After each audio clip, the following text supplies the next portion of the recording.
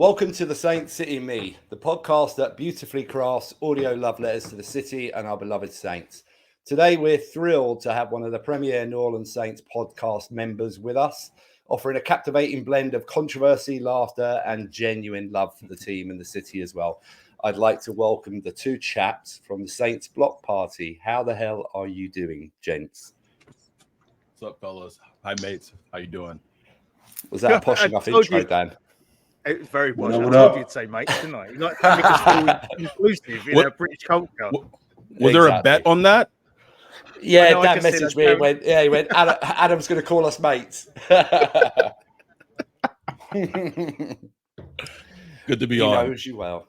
Yeah. He does. It's great to have you. I ain't calling you all that shit. Goddamn, So how are you doing, gents? Before we move on, I think you're today going to be recording your first YouTube live, aren't you? In an hour or so, I think, isn't it? We are going to record our first YouTube live show.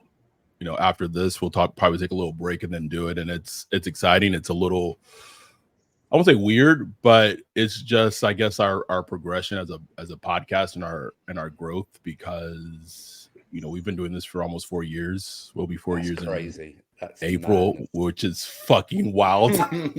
Like wild. And so we want to do things that this off season that boost engagement. And so me and Ryan were talking about it, and we're just like, let's do a YouTube live show, and maybe we can boost our YouTube presence and do something for our Patreon special, because that's an extra Patreon episode. So we're excited about it. People can call in, people can put things in the chat, super chats, all that. We're excited.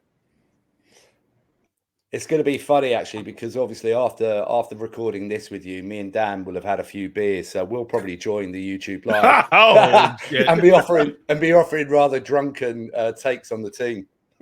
Listen, I'm drinking a Cutwater mango margarita. If I have two of these, that live show will be entertaining as hell. Sweet.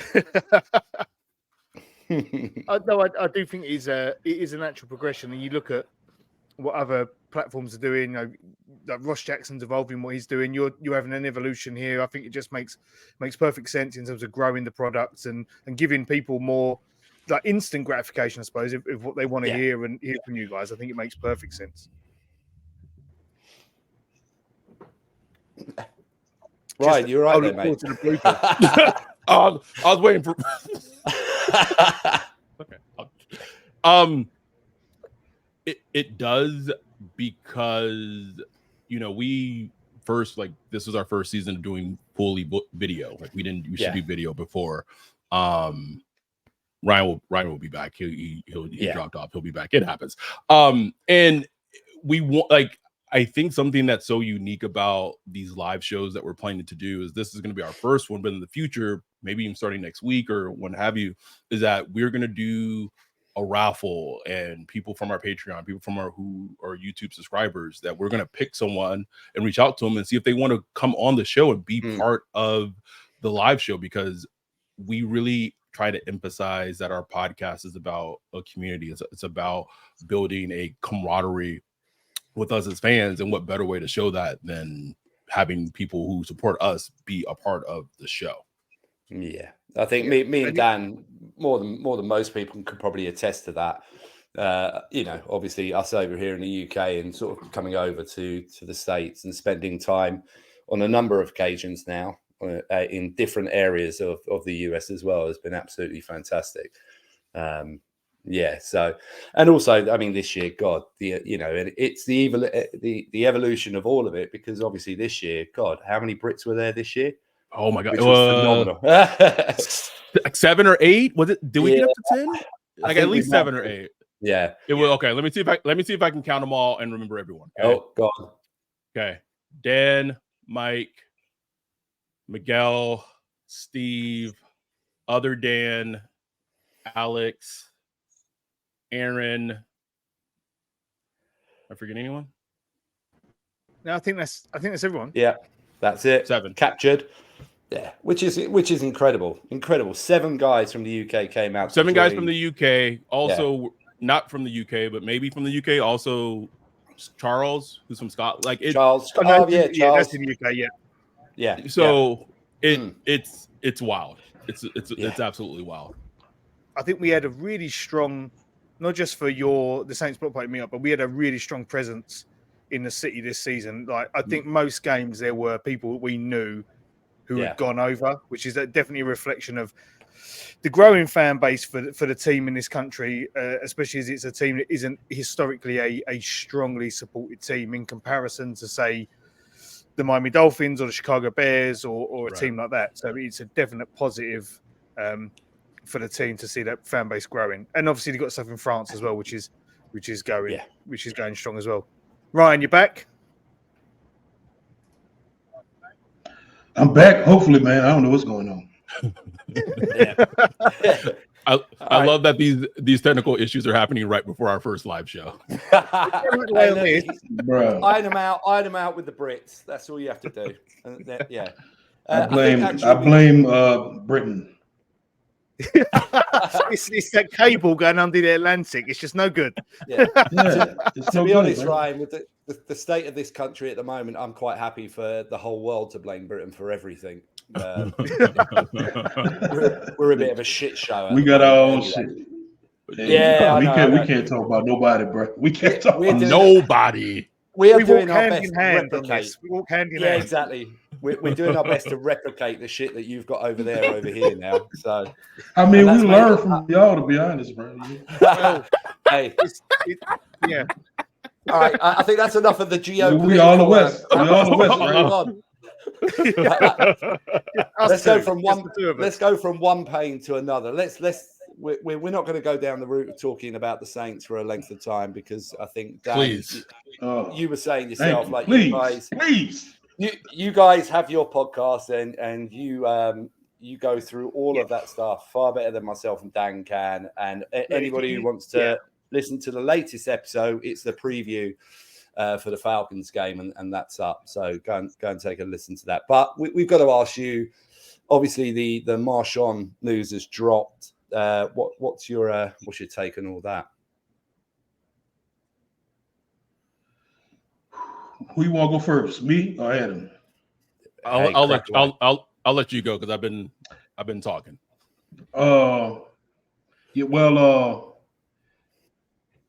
Here's Adam kept pointing to this throughout our podcast this year. It's not the end result, it's the process of how you get there. And from a global view, I don't have a problem with trading, a valuable player, if there's a plan. Like, hey, I want to, like they did with Brandon Cooks a couple years ago. Look, they needed pieces on defense. Brandon Cooks, we knew he wasn't going to be a long-term option for the Saints. He had high value. They traded him for first round pick, went blah blah blah blah blah. Didn't work out as who they got. Who did they get with it? Stephon Anthony.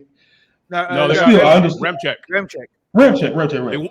I understood the almost was Reuben Foster. Yeah. Right, but there was a vision there, so I get that. But this whole thing is just so backwards. They're getting rid of a player who they've already paid. He's on the books. They've already paid. They're going to be paying him, from an accounting standpoint, up until 2025. And at best, I just know the way this team works. They are not going to get value. They're already putting out information saying, he doesn't want, he's an injured player, all that stuff. It's so what kind of, what are you going to get for him? You know what I'm saying? If you want, and what's the plan? Is your plan right now? You are average 500 to under 500 team, and to get better, you're going to trade a top 5 cornerback. It's just frustrating, bro. It's what is this team doing, man? But it's as you point out there, Ryan. It's almost apart there are so many aspects of it that I find weird, and obviously there's probably only one, two, maybe only 2 players on the Saints who are really any trade value, real trade value. Yeah. So, but also the other thing is you're giving off these intimations that obviously he may be available for a trade. But as you just pointed out there, then the underlying little leaks of part of the reason is that he's not available enough, and he's been a bit injured recently, which is basically horseshit. So you're then devaluing him at the same time as you're putting him up for trade, which is just craziness. It feels to me, it reminds me of to a much greater extent the Sean Payton, Delvin Breaux, you're fit, what's wrong with you? Get on the field, when actually he's been misdiagnosed, and now they're, Delvin Breaux obviously was let go. Yeah. Very different situation, but this is one of the best cornerbacks in the league, who was probably playing as a top 2 cornerback before he got injured in the league. There wasn't many cornerbacks playing better than him this season. Now you're saying, like, don't get me wrong, if you say, do you know, if you look and go, right, we're comfortable with Debo and Taylor being 1 and 2, and we're going to get the slot, and we've got a plan, but this feels very reactive, more so than a clear, proactive plan. Exactly. This is where we're going to go. Obviously, they wouldn't have paid him. Exactly. It is the bigger. So I think the Delvin Breaux analogy is great because they're trying to use the injury thing, right, as a catalyst, right? But to me, it also, like, this is the bigger version of the CD Deuce situation, right? Like, you have a player who is clashing heads with Dennis Allen, and CD Deuce had no problem playing in New Orleans, nor does Marshon have a problem playing in New Orleans. Their issue was with Dennis Allen, right? And so the team is going to side with the coach and not with the player. And I think as a Saints fan, as long as I've been a Saints fan, it annoys me because, and we're going to talk about this on our live show, but like I could list down the number of corners that we have tried, whether free agency, whether it's trade, to finally have a good corner.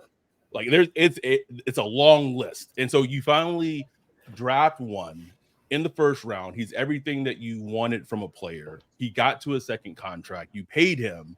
And now he's going to be traded because he does not agree or want to play for a head coach that has a below 500 winning record. Like it, so it's annoying that. And on the flip side is like the team already has several holes on it, like quite a few holes. So now you're going to create another hole, on the team just to. Anyway. We'll. I don't want to get too far down. No.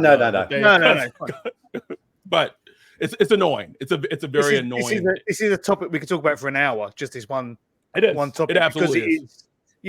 And to that point, if they had a plan, Taylor would be playing outside cornerback right now, and that I can guarantee you, I could almost word for word tell you what their thought process is. Oh, this Isaac Yadam played really well this season, and so we could just put Adebo be cornerback 1 and Taylor be cornerback 2 and Yadam be in the slot, and then we save money, not thinking that you got to pay Adebo. I know we all know this team, it is very obvious. Yeah, we know what's coming. Let's talk about some fun things, though. Please. Me and Ryan talk about go down this hole. Well, we want to touch on it, park it, and get onto our usual shit that we like to talk about. So we normally say to people, what came first, the Saints or the City? Well, it's fairly obvious for you, Ryan, what came first, being from New Orleans. Adam, how does a guy from Lubbock, Texas, end up being a Saints fan? So I've told this story a little bit, so I'll try to truncate it. So I actually hated professional football growing up. Like I couldn't stand it because the only real male figure in my life didn't like sports. He liked professional wrestling. So that's why I'm such, to this day I'm a WWE fan, a wrestling fan, because that's what he enjoyed. And so I didn't gain an appreciation about American football until I actually started playing it in junior high. And then once I started playing it, I was like, oh shit, this is kind of fun. I understand it. It makes sense. And then it was okay. I need to pick a team. And so keep in mind, I grew up in Texas. I was born in 88. So I grew up in the 90s, the peak of the Cowboys. So I was surrounded by Cowboys. All right. fans. Stop showing off. Sorry. Born in the 80s, my ass. Fuck's sakes. No, carry on. It's okay. Mate. Carry on. Sorry. I don't feel like I was born in the 80s. That makes you feel better, Mike. It does. You may continue. So I grew up around arrogant Cowboys fans who thought their shit didn't stink. And so I immediately was like, I'm not going to be a Cowboys fan. And so just randomly one day at home, a game was on Sunday. The Saints were playing, ironically, the 49ers. This was during like the Aaron Brooks, Joe Horn, Deuce McAllister days. And it was a game in the Superdome. It was a back and forth game. I want to say I was in the 7th grade, maybe the 8th grade. And to this day, I couldn't tell you what it was. I couldn't tell you if it was like the vibe of the dome, the black and gold, just like the aura and vibe of the team. But I was just transfixed. And I was like, all right, cool. That's my team. And they've been my team since for better or worse. God bless. Obviously, it's different for you, Ryan. Great. I take it you growing up in the city, you didn't really have much sort of choice. It was always going to be the same. I was never given a choice. I was never given a choice. That sounds really bitter there, mate. Calm. That's my team. No red line. Yeah. Was that family? That's my team, though. Yeah. Like, you know, growing up, I mean, everybody watched the Saints. You know what I'm saying? Like, my sister got me into football, my oldest sister, because, you know, on Sundays, the whole family would be there watching the Saints game, and she'd be like so focused into it, screaming at the TV, you know, screaming at Bobby Bear and all that stuff. And I just wanted to, you know, I'm screaming with her. I just wanted to know what was going on. So that's what really got me, you know, into the Saints. Then I started, you know, feeling that heartbreak, seeing, you know, them lose to Atlanta in the playoffs and stuff like that. And you just, you know, they got you, bro. Like I remember it was 7-0. I think it was like 91. I think it's the 91 season. They started the season 7-0. Man, I was drawing because I used to draw. I was drawing all kind of like Saints posters and stuff like that. It was so exciting, man. Like it was just, you know, the city doesn't like the city when, you know, when the Saints are winning, bro. It's just awesome. So I mean, I've been a Saints fan since then. Like there are some pictures out there from the mid to late 90s. You might catch me in a Cowboys jersey or something like that. But that was all just like, when you were a Saints fan, it's like you almost had to have other teams. Like it was weird. And it's not like the Cowboys was my team, but like I like players. Like I like Deion Sanders, I like Emmitt Smith, I like Jerry Rice, I like Barry Sanders and stuff like that. But I'm like, man, if that picture with me with the Barry Sanders, with the Deion Sanders jersey ever come out, bro, I'm just going to delete my Twitter, bro. Like I've got because I hate the Cowgirls. I hate them. It's not the same thing. I've got a Darrell Revis jersey because I just loved him when he was with the Jets the first time, and it's like, that's all right. That's all right. Yeah. I don't wear it. It's different. I've got it tucked away. It's Ryan. It's different. He's from the UK. He knows no better. Come on, I'm not having that. Yeah, you get a pass. You get a pass. But I hate the Cowboys and just the fact that I had a jersey at one point. And I used to wear that thing like every weekend, bro. I used to wear that jersey. But you know, it's all about the Saints for me, bro. I was gonna say, Ryan, is that your first memory of the Saints, watching your sister watch them, or do you have earlier memories of the what is your first memory of the Saints? Is that it, or is there earlier ones? That's my earliest memory. I mean, there's like, we got like one of those little, you know, the old video off of, what is it, a 35 millimeter or 8, one of those old cameras. We got like the video where I'm like a baby watching the Saints, and I'm just like, hey, you know, it's the Saints or whatever. So I've always watched them. My earliest memory, what sticks out to me, I used to love Ironhead Hayward. He was the fullback for the Saints in the early 90s. We kind of looked alike. He had a big old head. He was a big fullback. He was like almost like, bro, he was like almost 300 pounds, and he would run the ball. Like he wouldn't just block, he would run the ball, he would catch the ball, and he was just like my favorite player. So just like watching him as a young kid, I was like, man, I want to be Ironhead. Because everybody used to say, oh, you're going to grow up and be a football player. Didn't play a lick of football. played like 2 weeks at the little, I played 2 weeks at the park football, and I was like, I don't want to play this no more. Right, sorry, But I always love watching. Crossing out. One of the questions that me and Dan had was, let's ask them about their sort of high school, junior high football careers. So I can scratch that one out. Nothing. That never happened. I was at the games. I was at the games getting numbers, stuff like that. I wasn't on the football field. It reminds me of when I went to secondary school. So what's that, junior high? And they tried teaching us to play rugby. And I played at one lesson of rugby. I was like, no, fuck this. Nope. I do not like having my face slammed into the floor. I'm good. I'm good, bro. I'm good. I really watch it. It's fun, but like it's a completely different, it's different. What was your high school, junior high school career like playing football? Were you any good? Like I was probably decent, and like in hindsight, so when I started football, I was 7th grade, so like first year in junior high. I was at guard on offense, and then defense I was at defensive end. Sorry.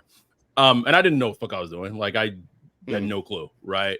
And then my 8th grade and 9th grade year, I was a starting center.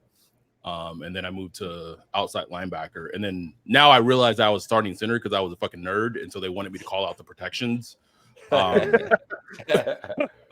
Because that's what centers do. It's weird. I was a very undersized center. Like I was I was big for my age, but like compared to the rest of the offensive line, I was pretty undersized. And then going into high school, like I kind of made the decision that like I was taking all like advanced classes, and I kind of had to make the decision of, okay, if I'm going to continue to be a fucking nerd and good grades in my advanced classes, managing that and football practices at the same time, it's hard.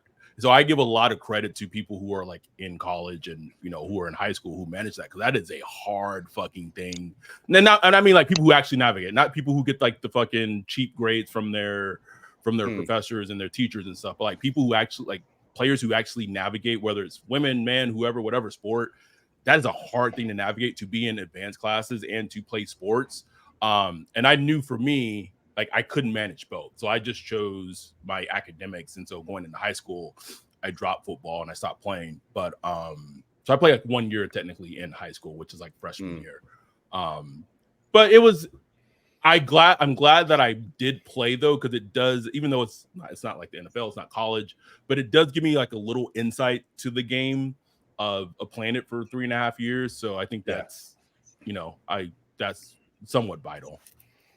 See, I was saying, at that point, we don't really have a concept of that in the UK. We don't have a sort of structure where people are in an education system and also essentially having to perform like semi-pro athletes, or right? Because I think high school football would be the equivalent, Mike, to semi-pro football here. Yeah, where you'd get paid, and then college football would be our lower league soccer teams. Yep. Albeit with bigger attendances. So we don't really have that concept of you have to be in full-time education and also essentially have a full-time job as an athlete. It doesn't happen here. So I can appreciate why it's so difficult to be able to do that and do it honestly. There aren't sports teams like for the secondary schools. There aren't sports teams. Yeah, but it's not like they are, but they're not run the same way that American, even high school teams are. They're not run that way. I mean, you can be, when I was at school many years ago, there was a guy who used to play on my team. He was a junior at a team in the UK called Watford, and it didn't matter because everything that happens with those sort of, almost as Dan's saying, semi-professional at that point, all of that is done after school. You have to go 3 times a week. You have to go train. It's hard for those guys. One of my best friends, his son played for Southampton, Arsenal, and Luton as a junior, which are quite high teams in the UK. And the dedication that a parent has to have to that, because this is all done after school. So they're off training for 3 hours, maybe 4-5 times a week, and the parent has to drive. It's a different thing. But we also don't have what you have, obviously, when you hit college as well, especially, is it doesn't matter what your grades are. If you're good at sport in the UK, you're going to play sport. Your grades don't impact you being able to play a sport. You know, so we just don't have that same mixture of education and sport in this country. Yeah, my friend, there was a guy at my school. His name's That's Justin interesting. Point. I didn't know that. Played for Arsenal. He wasn't allowed to play for the school team because he was on the academy at the professional club. So it was like, we don't want you to get injured, so you don't play high school football. Right. You just come train with us. So they almost limit their high school. If you're attached to a professional club, they limit your high school football interaction because they don't want to damage your potential in the future. Yeah. So it's a very different. I'm obviously, me being a little bit older than Dan, the system over here became a little bit. The system over here became much more professional, obviously, as the sort of the more years further down. And all clubs now have what we call an academy. So you will have children from the age of 7 or 8 going into an academy and doing exactly what we're saying, which is their parents then have to take them to the academy. The guy that I used to play. Yeah, the guy I used to play with, who went to play as a junior for a professional team, he was allowed to play for our school team, but he was right-footed, and this is playing soccer, obviously, and he would come and play with it, and he was so much better than everybody else that he used to come and play for the school team, and he would only ever use his left foot. So he used to come and play for the school team just to practice football with his left foot. As Dan was saying, over years it advanced, and now kids who play for professional clubs at the junior ages are not allowed to play for their school teams. If you were to adopt the structure we have in the UK, think of every top NFL player that's come out of New Orleans and the surrounding area, and they would have all been Saints. Like off the bat. That's crazy. That's crazy. That's crazy when you think about it like that. Yeah. You think? I know you had someone went to your high school was a pro, didn't they, Ryan? I can't remember who it was. Mike Wallace, Keenan Lewis. They all would have been Saints in the UK structure because that would have been the closest team, and that's where the academy they would have gone to. Mm-hmm. Justin Jefferson, Jamar Chase, they all would have been Saints catchment areas, and they would have been Saints in the academy. Yeah, because there was a rule over here which was you were not allowed. I believe it was you were not allowed to travel for more than 1.5 hours away from where your area was. You could only play for a team that was within a 1.5 hour drive, which is why most local boys end up playing for their local teams. Oh, okay. Man, I learned something new today. I didn't know that. Interesting. Yeah, now you're looking at you thinking all these players that are from New Orleans and the surrounding area, like we could have been fucking great for years. Could have been king. We had some dogs. Dominated. Some dogs come out of New Orleans, bro. Odell Beckham. Teron. We'd have had all the Mannings. We'd have had Eli backing up Peyton. Yeah. Got Arch Manning coming up soon. Production line.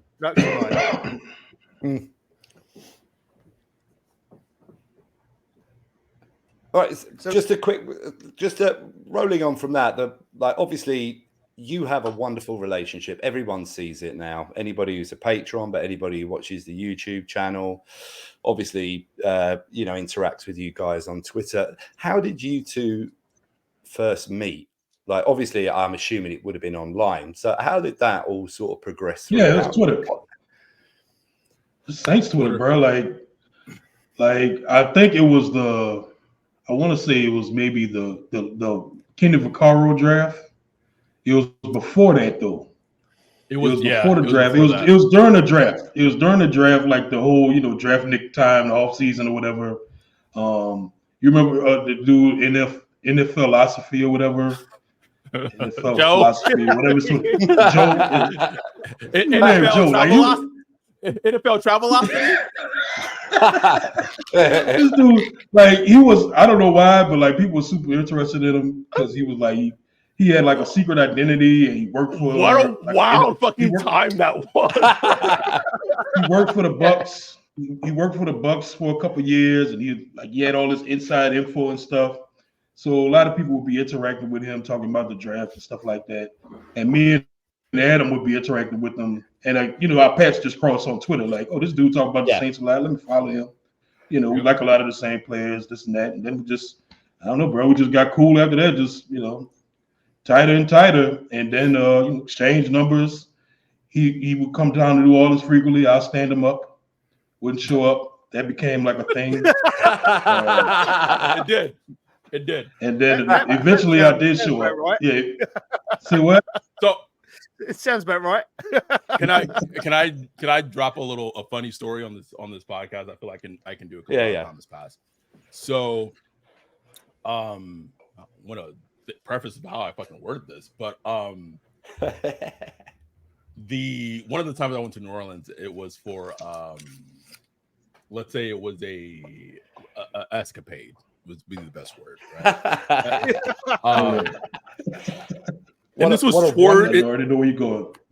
And this was what a wonderful word. Wonderful word. It is. Oh, I'm good now. The statute of limitation is passed. My divorce is final. So I can let all this shit off my chest. And so this was like towards the end of my marriage, and I was super unhappy. So there was an escapade, and so escapade ended. Me and Ryan met up together in Slidell. I can't remember what the place was, and it was the Saints were playing. It was in Metairie. It was Metairie. That's right. I came from Slidell. The Saints were playing the Carolina Panthers, and it was during Cam Newton's days, and this was like I think Steph Anthony returned like a punt block this game. This is insane that my memory remembers this. But I had met, I don't know if that was the first time we had met, maybe, potentially, or maybe the second time. Yeah. It was right? But because of the escapade and because of the time I was still married, I couldn't like talk about it. Like I couldn't say shit about it. Like no one. So like people were like I'd be like, no, like I couldn't even say like on Twitter like I met Ryan, because then it would be like a big questions afterwards. So but like the longest, no one knew that this had happened. It was just complete.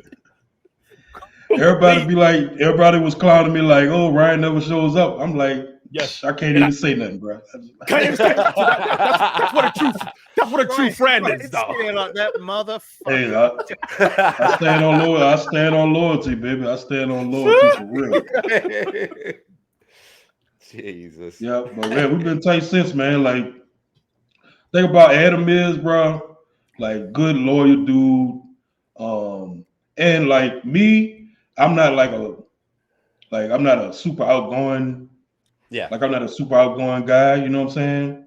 So like it takes a little bit of effort to be my friend. Like you gotta reach out to me. And Adam makes that effort. Adam would be like, man, I'm coming down to New Orleans in 3 months. Let's do something. You know what I'm saying? He that type. And like for the podcast, bro, like Adam, like is like the administrator in chief of the podcast. Like he handles the taxes, all the bills we got to pay, the business card, all economic stuff. Like I do a lot of the technical stuff, but he handles all that stuff behind the scenes, man. Like I'd be like, ooh, because like planning like the meetups and all that, bro. Like no way, bro. We'll be meeting up like outside at a park or something. It feels up to me, bro. But you guys saw it. You guys saw it. I was at the beer garden and all that. How nice the setup was and all that. Adam set all that up. I did not help at all. Like I had no. All we did was he asked me if I like this or like that. I'd be like, yes, I'm like the wife. You know what I'm saying? Like, yeah, I like it. More like the husband. The husband. More like the husband. Yeah, I'm more like the husband. Yes, nice. Yes. I like that. Adam's just been out as the wife. He's awesome in that point. No, man, I appreciate that. Right, it's a Jameis meme. Yes. Yes.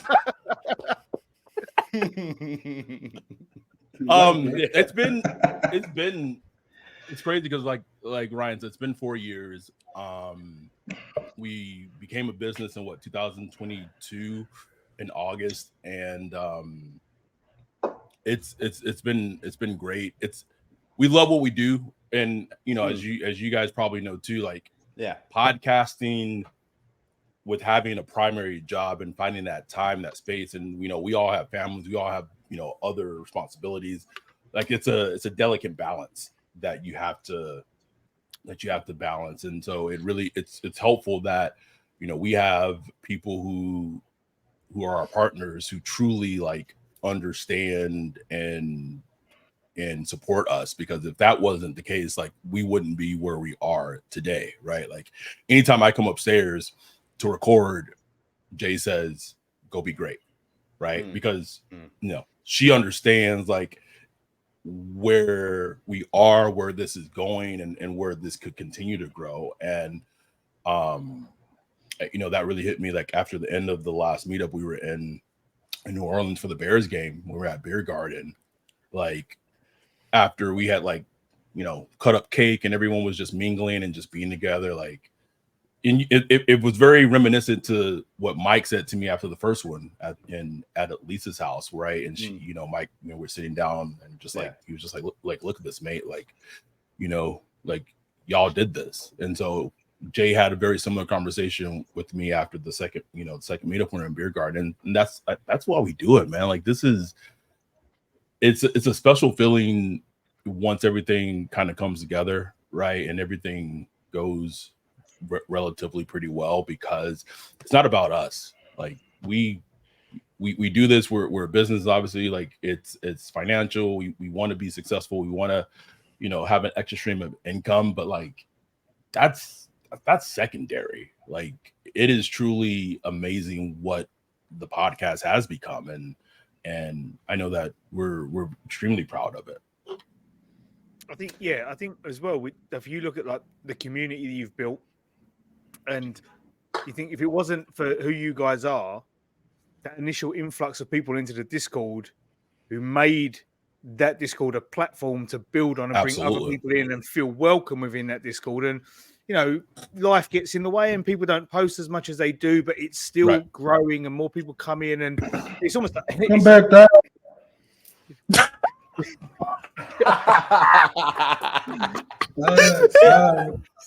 Where you at, bro? I was going to use the analogy of it's like the Avengers, and like the initial group was like the first Avengers, and now the guys you've got in there now is like the next set of Avengers coming through. Dan, y'all saying the next guy is Shang-Chi and She-Hulk?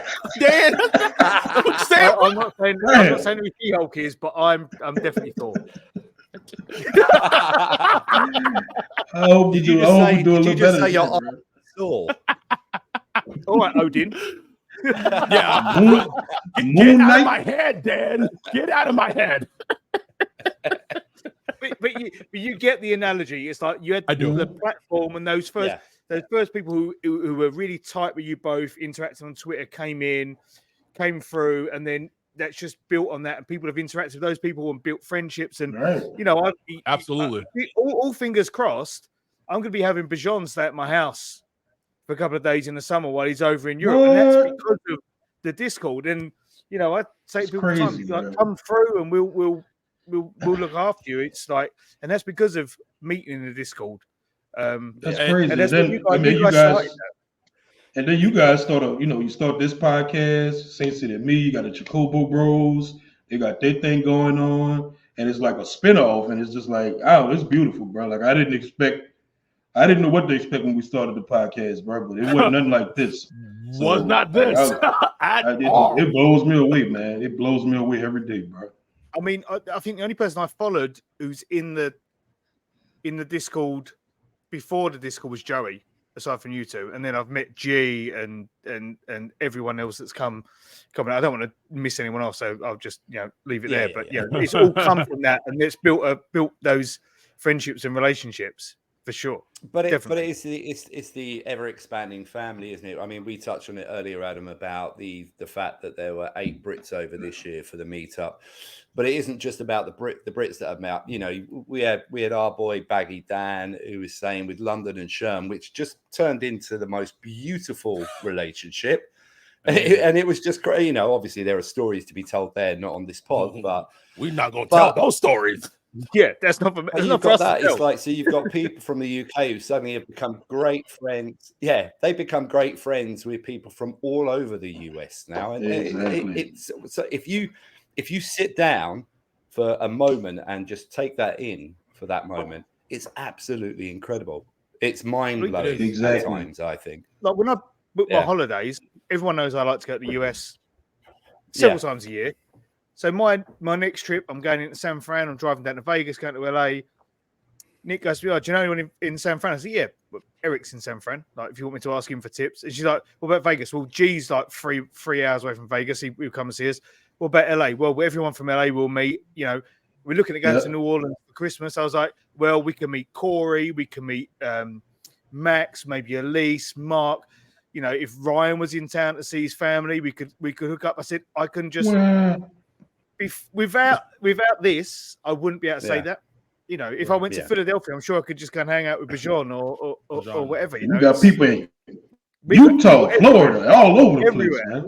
It's crazy. Everywhere. It's a wild thing, man. It's a wild thing. And like for me, and then maybe I won't speak for Ryan too, but like I'm like a country bumpkin dude from like Texas, from Lubbock, Texas, man. Like it. So like for me, from where like what I came from, like my childhood. I don't want to make it sound like I had like an awful childhood. I didn't, but you know, last year, 2022, going and traveling abroad for the first time in my life. Hated Paris. Oh my God. Don't ever want to go back to Paris ever fucking again. But I just want to Ilio, John, it's nothing personal. He just no. But we'll save it for the Paris podcast. But being in London with you guys and everyone else who was in London, obviously for the Saints Vikings game, and being in a country, in a city abroad, and feeling like it was fucking home is like something that to this day like stays with me. And I told Jay, like when we were walking around London, I think our second to the last day or whatever they were there, I said, this is like it's like literally became one of my favorite cities in the entire world. Like London, out of all places. No offense to London, but like for me, sometimes it doesn't compute because it's like it's fucking London. Fuck. Well, no, it's just like it's just a place that I never saw myself ever being in. And on top of that, being in and having people that I consider like extended family and people that I know that have my back and have my best interest, like that shit to me is the shit that like sticks with me, and that is wild. That is wild, man. That is. And for me, it was just, you know, with our group, with the, you know, people part of our community, it's the quality of people that we got. You know what I'm saying? Like, like it's when you get 40 or 50 people together, a percentage of them are going to have like bad attitudes, or you're going to have some negativity, some pettiness, you know, some sneaky stuff going on. None of that with us, bro. Everybody just get along, and it's diverse, like diverse in the truest sense. You know what I'm saying? Like there's a lot of debate going on in the country about diversity, equity, inclusion, and all that stuff. But like our group is really diverse, not just racially and, you know, demographically. It's like where you come from, rich, poor, men, women, everything. Just the type of people we got. We got very social people. We got people who are, you know, introverts. We got nerds. We got, you know, popular type people. We got beautiful people. We got all kind of people, young, old. Are you trying to say we got ugly people in our group too? I ain't saying that. You know what I'm saying? I'm just saying. You know, Ryan, the one some look better. Some look better than others. That's all I'm saying. I'm talking about my man Ben, man. Yeah, I was about to say I appreciate you, but I'll park. I was also you sort of reference all those subsections, and you're absolutely right. It's a wonderful mixture of people. There is a subsection that you didn't mention, and that's Alex. Oh my God! All of his fucking own. Anybody who knows Alex would agree. One section over there on his own. When people say one of one, there is a truly one of one of Alex.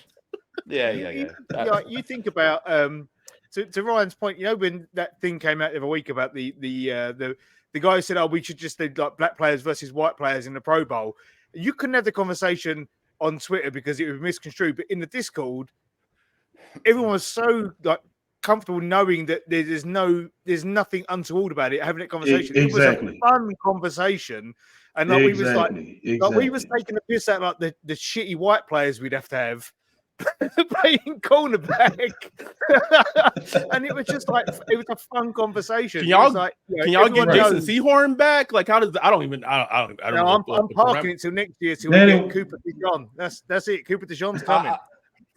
I knew Dan was gonna leave that in. That whole part there was just so Dan could say it was coming. It was a segue. Yeah. It was a segue. Yeah, absolutely. just to like expand on that, can we just take a moment? Like, and if you don't know anything about this, or if you weren't in the Discord when it was happening, like you'd be lost.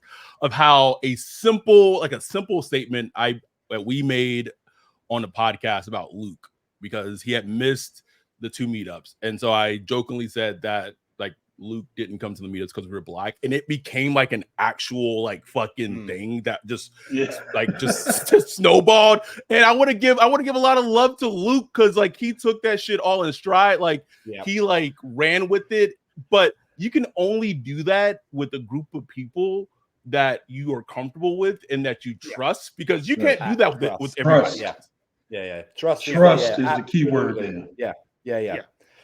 And you say he ran with it. Yeah. It was beautiful watching the way that he responded to that, because he played up to his character, the character that had been created for him.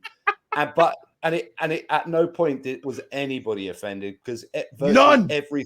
Every single response that he put out was hilarious. Hilarious. My tongue was firmly in his cheek every time. It was like, I know what I'm doing. You all know what I'm doing.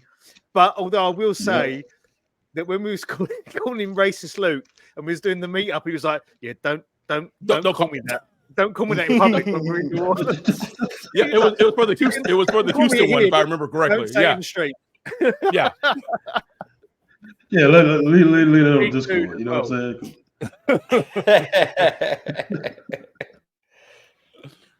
So one of the things we always ask people about on the pod is about the city. Obviously, Ryan, you grew up there. Adam, you love going there. What are your favorite places to go to when you go home, or you go to your adopted home when you're in town? Adam, and you can't say Fat Tuesdays because we know that you've got to get a Fat Tuesdays in no matter what. I'll let Ryan go first.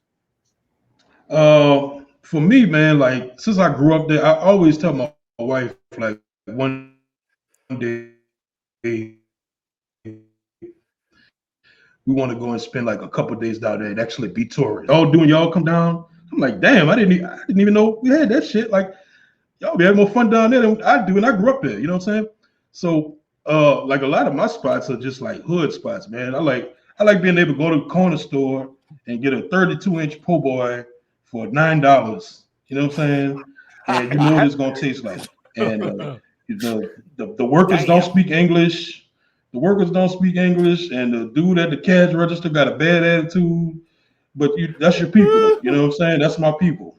I love just the vibe of Mardi Gras coming up, in a couple of weeks. Look, y'all got to come to, man. We need y'all down here for Mardi Gras, bro. It has to happen. It must happen. Where you down there been? We came 2 years ago. Last year, 2020. Oh snap! No, it was a year. It was year before. Yeah, 2021. We came to Jazz Fest last year. No, we came to Jazz Fest last year. 2023 was Mardi Gras. 2022 was Mardi Gras. 2021 we went to the Jets game in New York. Yeah. So so the thing about it is that myself and Dan, we did Mardi Gras as tourists because that's what we were.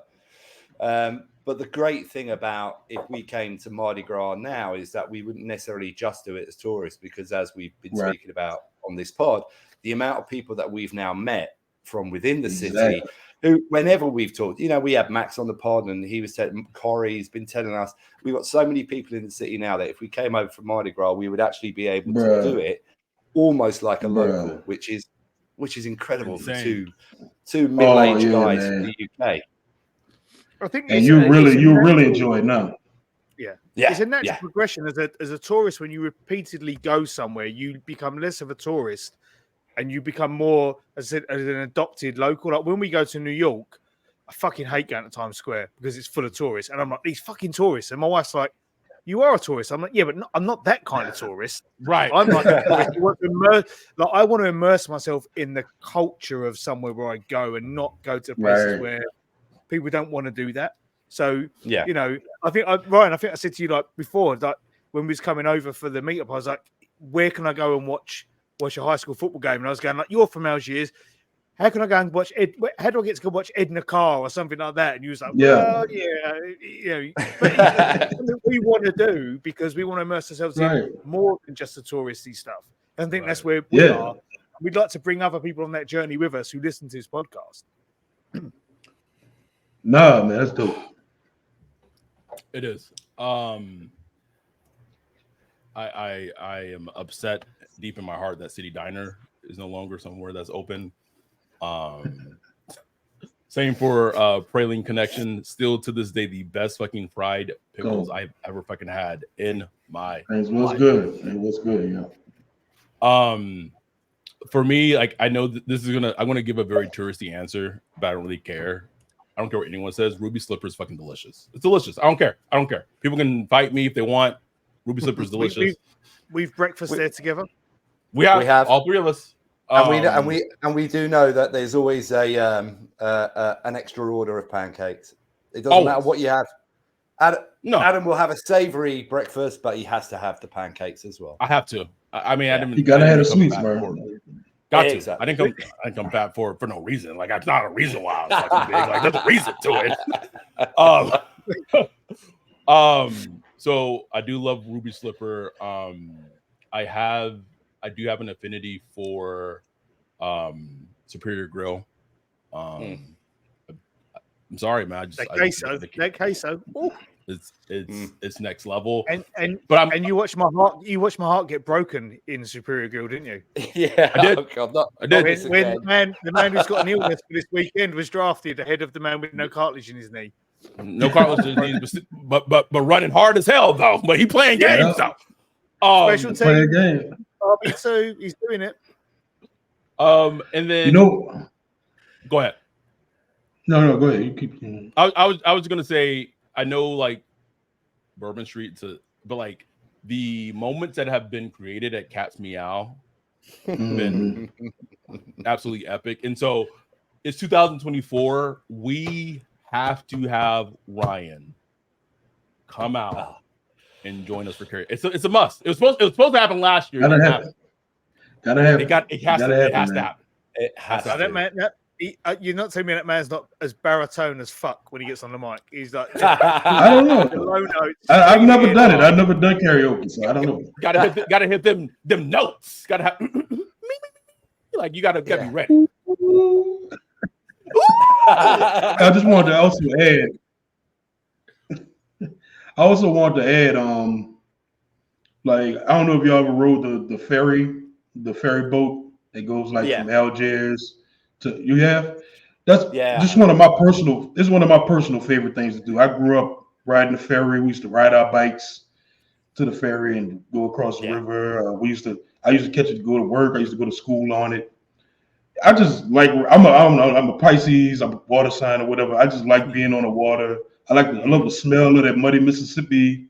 I just love it, man. I don't know. It's just one of my favorite things to do when I'm in the city and I got time to just really experience everything. It doesn't have to be going to a bar or going to eat, but just going around the city, catching the vibe, man. Going on Frenchman Street, at night, going on St. Claude Street and Elysian Fields when they got the bands playing, the live music. Man, we just went out downtown Mobile for New Year's Eve. And me and my wife got out there. I'm like, damn, it's so quiet out here. Like, what the hell? Where's the music? Where's the people with the trumpets and the trombones and the drums and all that stuff? I'm so used to hearing the music in the background. So that's my favorite part of the city is just the soundtrack of it when you're out there just hanging out, Yeah, Adam, I'm obviously I'm not a local, but I've done that Algiers trip a couple of times, and it's a wonderful thing, obviously, to cross the Mississippi anyway on that, and as you're saying, and it costs you nothing to get across, but also just to walk around Algiers as well. It's like it's a completely different vibe. There are some really good places to eat over there if that's what you're interested in. But also our boy Steve and Miggy did it when they were over last year, and that's where I think that the fire ants came out and ate one of them alive.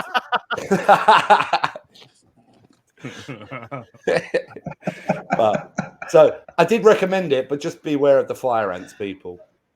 Yeah, but I was going to say to Ryan's point. Yeah, they out there, especially on the levee. Yeah.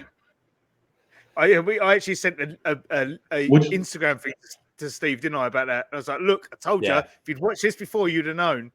But I was showing Nick some videos of things to do in New Orleans with kids because I was like, still trying to sell it, saying, look, we could do all this stuff. And I was showing a preservation hall, and she was like, oh, that's what I'm about. That's what I want to see. I said, you will see people like this dotted around everywhere, just playing music like this in the street. And it is a soundtrack that follows you wherever you go through the city. And it's not like anywhere else on earth. Nowhere else on earth is like nowhere. I love it. Like you go after you leave the dome, if going to the dome or leaving the dome, you got people out there selling beer and drinks. You got people playing music and all that. It's just ain't nothing like it, man. I just love the feeling. I never get tired of that part of it. Well, I was as you guys know, I was at the Giants game on New Year's Eve, and I was like, it was a full house. It was quiet as fuck. And I was like, comparing it to the dome, and obviously I know there's a lid on the dome and stuff, but you can't understand how, if you've never been to Dome before, how loud Saints fans get. Even when the team isn't doing well, it's still louder than most teams. Yeah, the Giants aren't doing great, but it was like their last home game of the season, and it was a good game, and they was playing reasonably well, and they had plenty of moments to raise the roof.